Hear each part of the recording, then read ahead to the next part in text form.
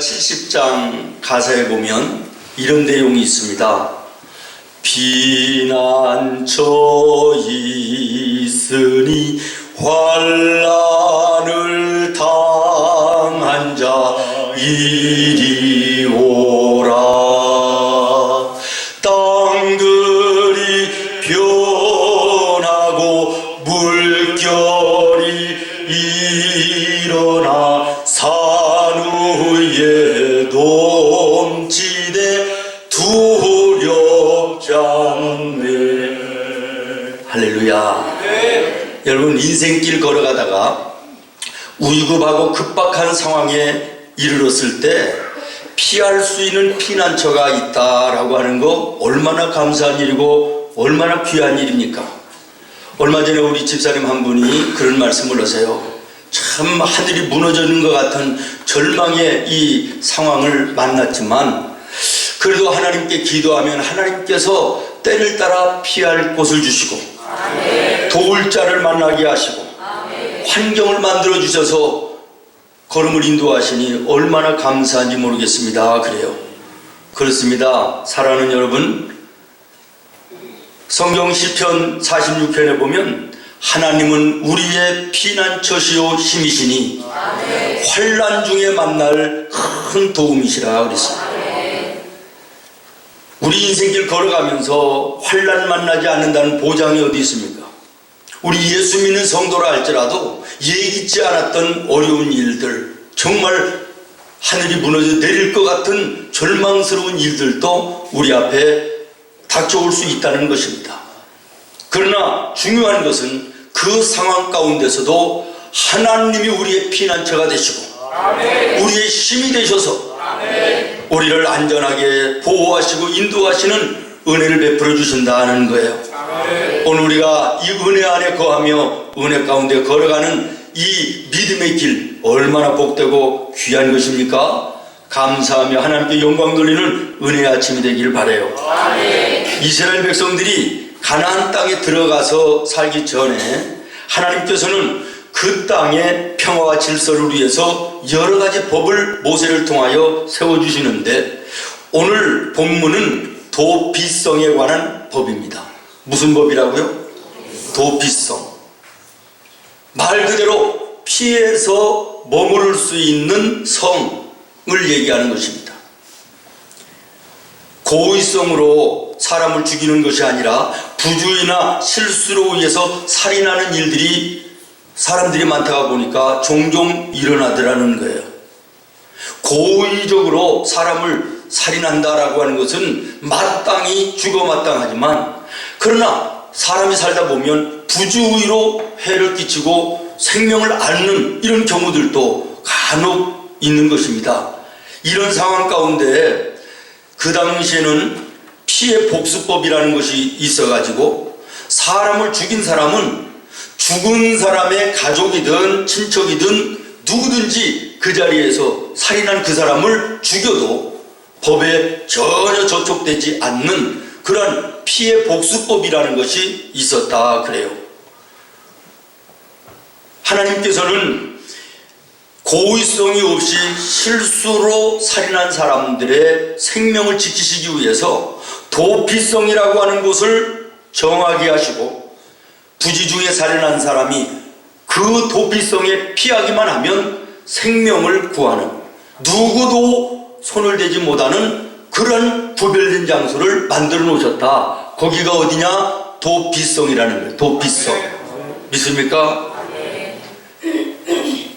설상 고의적으로 사람을 죽였다 할지라도 잘잘못이 판단되기 전에 도피성에 피하면 누구도 잡아낼 수가 없는, 왕도 거기에 손을 댈 수 없는 그런 법이 하나님이 세우신 도피성이었다라고 하는 것입니다.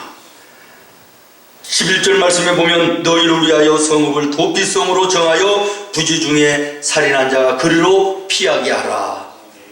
그 다음에 13절에 보면 살인을 했을지라도 도피하면 그곳은 안전하다고 말합니다. 이것은 하나님의 사랑으로 말미암은 살리는 법인 것입니다. 여러분, 하나님께서 왜 이 도피성의 말씀을 오늘 성경에 기록하게 하시고 오늘 나와 여러분이 이 성경을 읽게 하시는가라는 것을 한번 생각해 보시기를 바랍니다. 여기 지금 주차장 옆에 프라미스홀을 건축하고 있습니다만은 큰 건물은 아닐지라도 조그마한 건물 하나 짓는데도 사전에 준비 없이 되어지는 것이 아닙니다. 철저하게 계획하고 철저하게 설계가 들어가서 설계에 의해서 건물이 지어져 나가는 것이고요. 어느 물체든지 그림자가 없는 물체는 없는 것입니다. 마찬가지로 하나님께서 예수님을 이 땅 위에 보내시는데 어느 날 갑자기 준비와 계획 없이 보내신 것이 아니라는 거예요.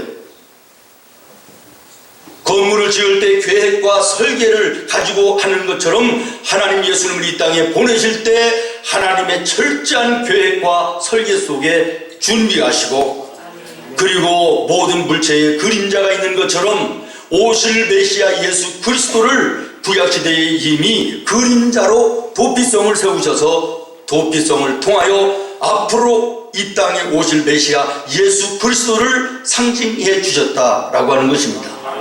믿습니까? 그러므로 오늘 우리가 처음으로 생각할 것은 도피성은 예수 그리스도를 상징한다라는 것입니다. 믿습니까? 오늘 13절 말씀에 보면 도피성은 6개를 만들어라 이렇게 말씀하시는데요. 문헌에 의하면 이 도피성을 세우는 일에 원칙 몇 가지가 있습니다. 첫 번째 원칙, 눈에 띄는 게 뭐냐면 도피성은 어느 마을에서든지 마음만 먹으면 달려가 몇 시간 안에 도착할 수 있는 지근거리에 만들어야 된다라는 거예요. 맥시멈이 32km라고 나와 있는데 32km 정도면 마음 먹고 달려가서 가면 하루 안에 도착할 거리, 다시 말하면 가까운 곳에 도피성을 만들으라는 거예요.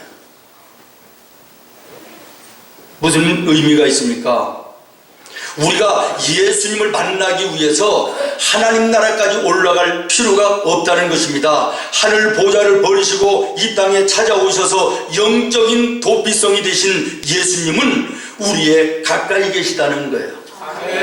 하늘까지 찾아 올라갈 필요가 없다는 거예요. 가까이 계신 예수님, 우리의 마음으로 주님 부르면 가까이 계신 예수님 나와 만나주시고 나를 구원하시고 나의 가는 걸음을 인도하신다라고 하는 말씀입니다.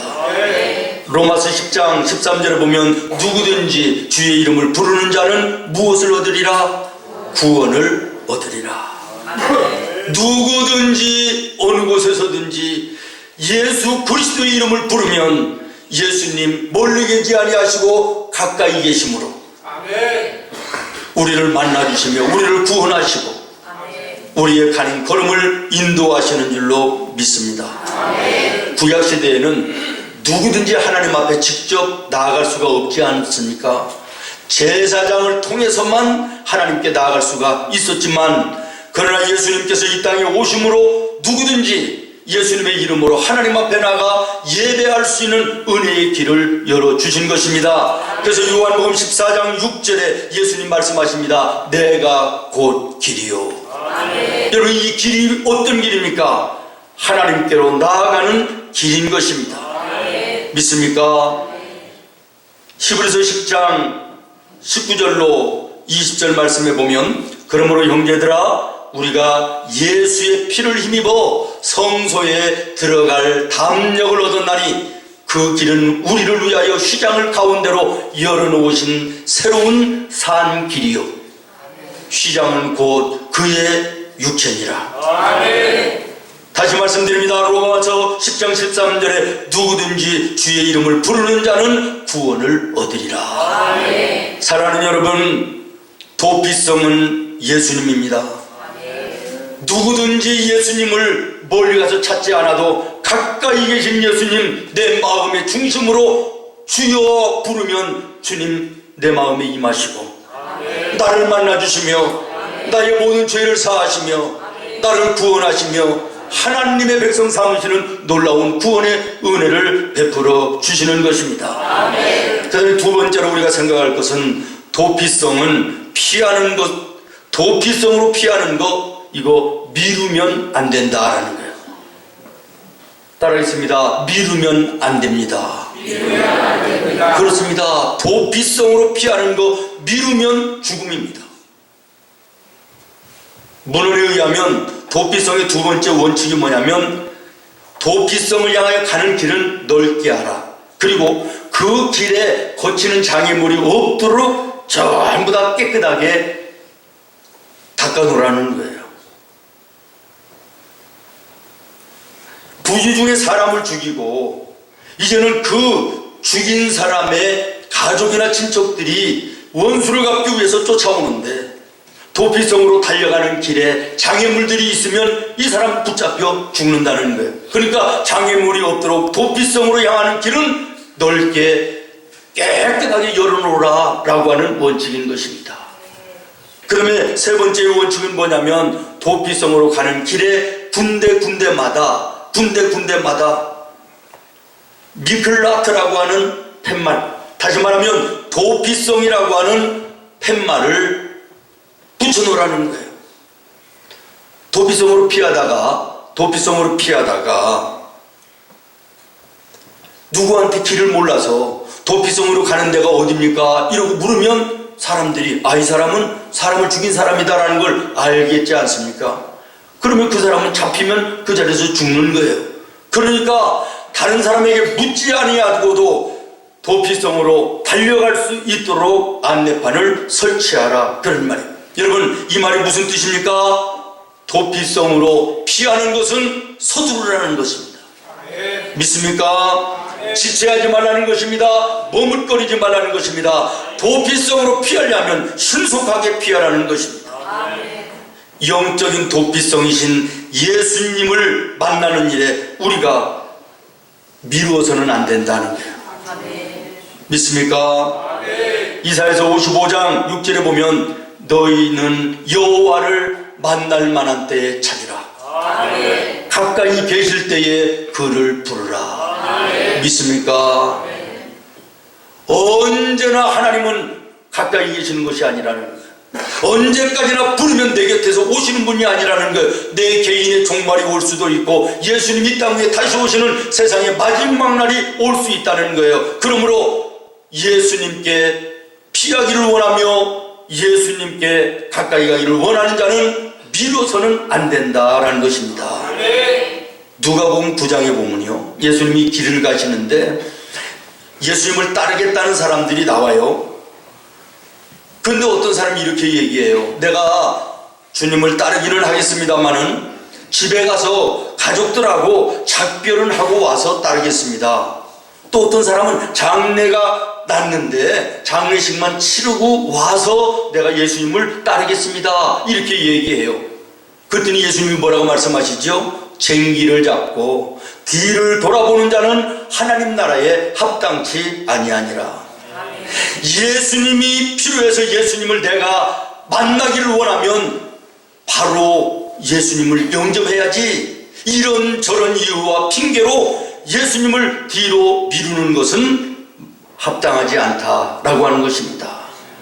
우리가 주변에 보면 예수를 믿겠다, 신앙생활을 하겠다라고 얘기는 하는데 사업이 지금 궤도에 올라와 있지 않으니까 좀 안정되면 예수를 믿겠다, 또는 애들이 어려서 애들이 좀 크고 나면 내가 예수를 믿겠다, 교회에 나가겠다, 이렇게 얘기하는 분들 많이 있습니다. 이게 잘못됐다는 것입니다. 여러분, 어제 그저께 일본에 일어나는 대지진의 참사를 여러분 보십니까? 오늘도 수도 없이 뉴스에 나오는 교통사고와 이런저런 작고 큰 사건과 사고를 보십니까? 예고가 없는 것입니다. 순간의 죽음이 내 앞에 닥쳐올 수 있는 것이 인생임을 기억하시기를 바랍니다.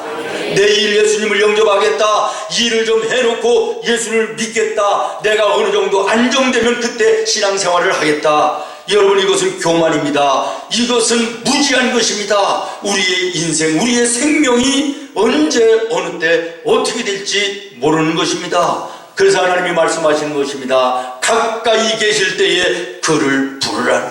아멘. 아멘. 저에게는 아주 고향 친구인데 가장 가까운 친구가 있습니다.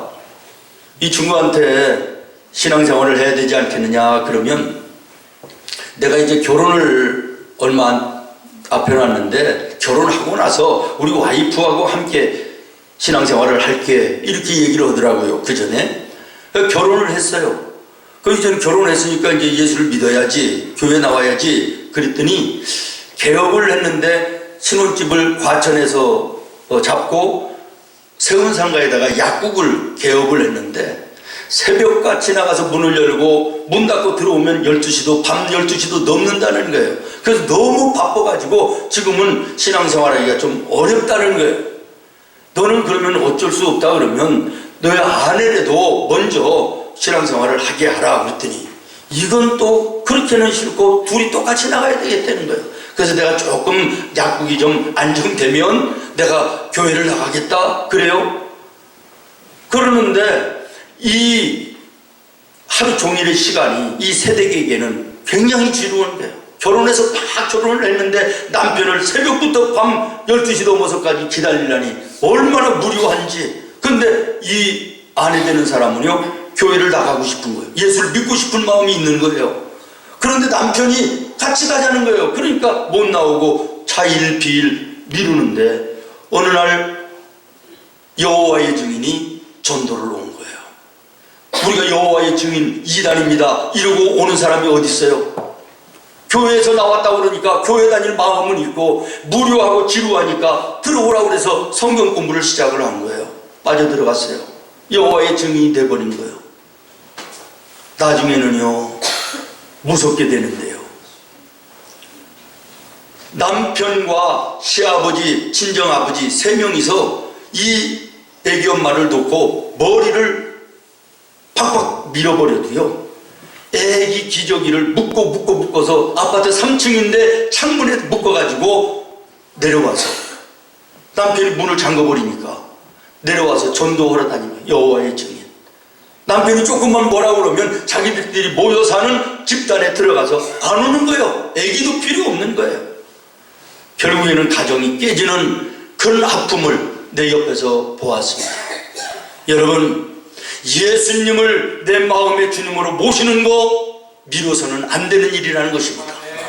도피성으로 피하는 것을 미루면 죽는 것처럼 예수님을 영접하는 거 미루면 우리의 영혼은 죽는 것이다. 믿습니까? 다시 말씀드립니다. 이사야서 55장 6절로 7절 다시 보시기 바랍니다. 너희는 여호와를 만날 만한 때에 찾으라. 가까이 계실 때에 그를 부르라.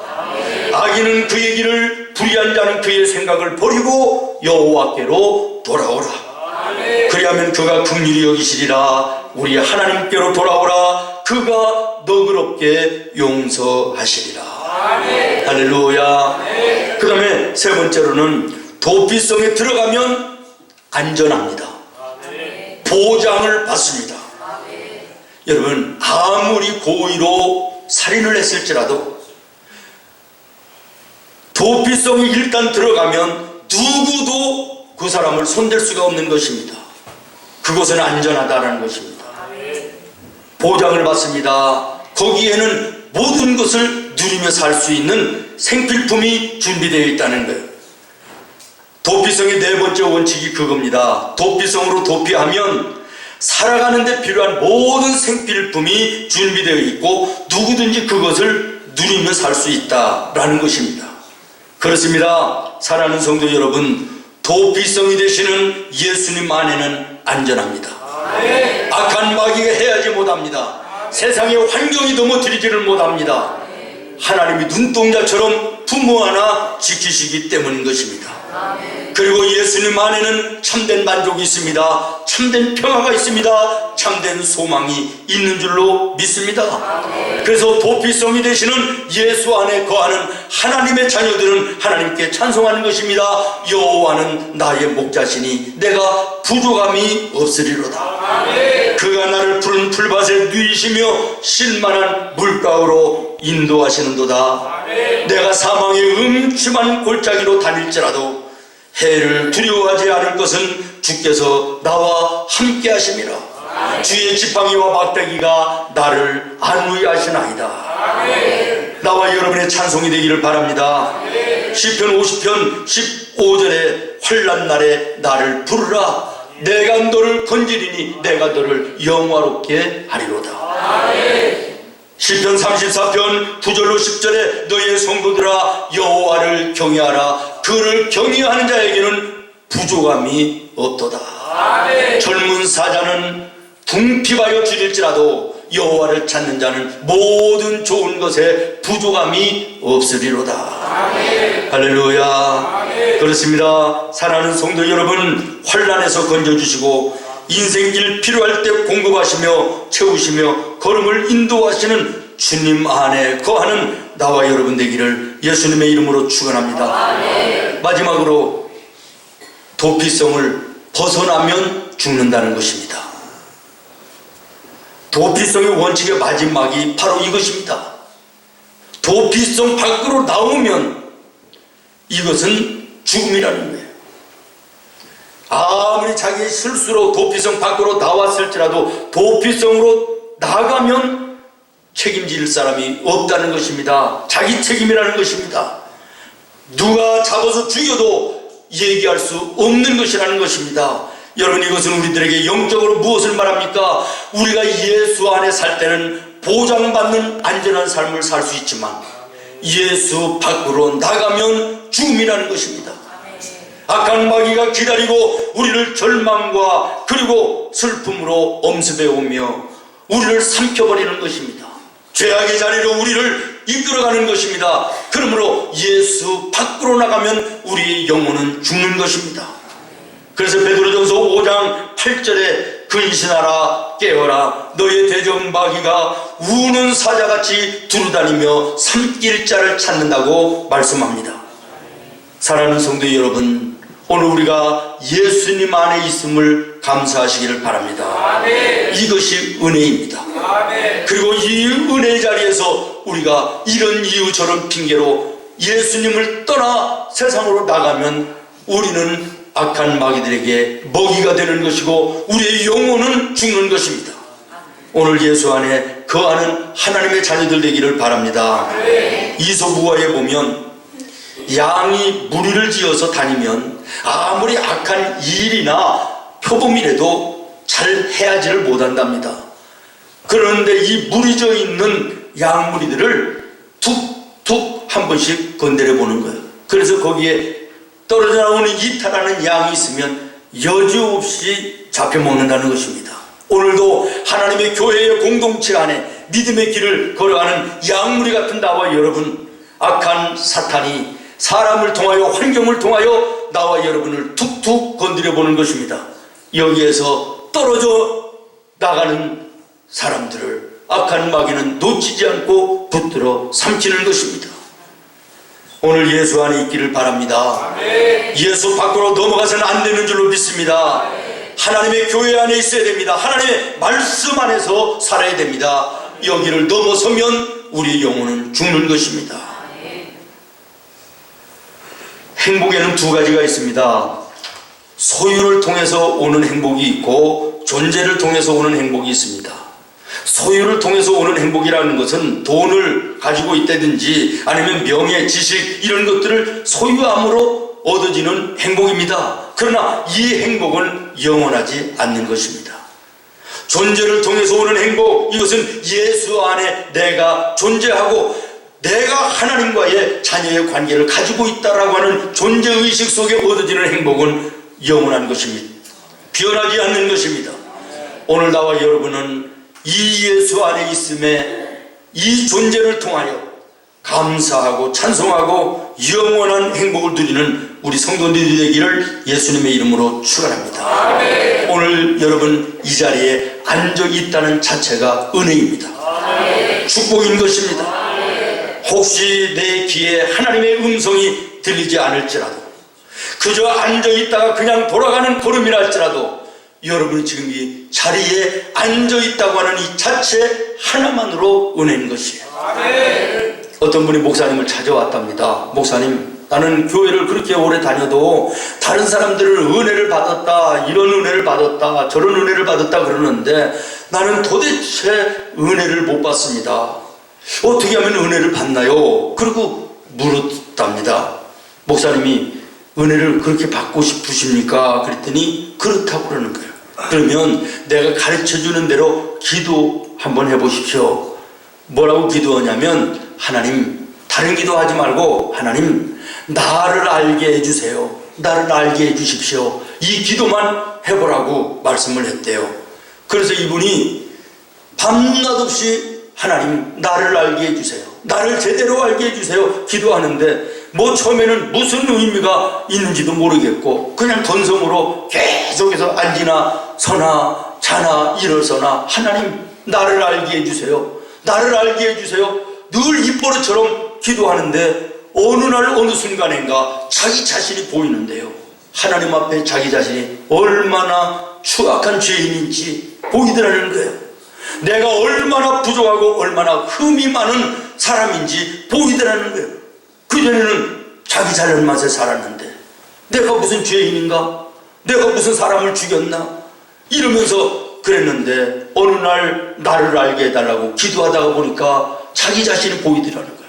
그러면서 내가 하나님 앞에 나가서 예배드린다는 이 자체 하나가도 엄청난 은혜 받은 것임을 깨달아 알고 그 은혜가 진정한 은혜임을 알고 감사하며 신앙생활을 했다라는 얘기입니다.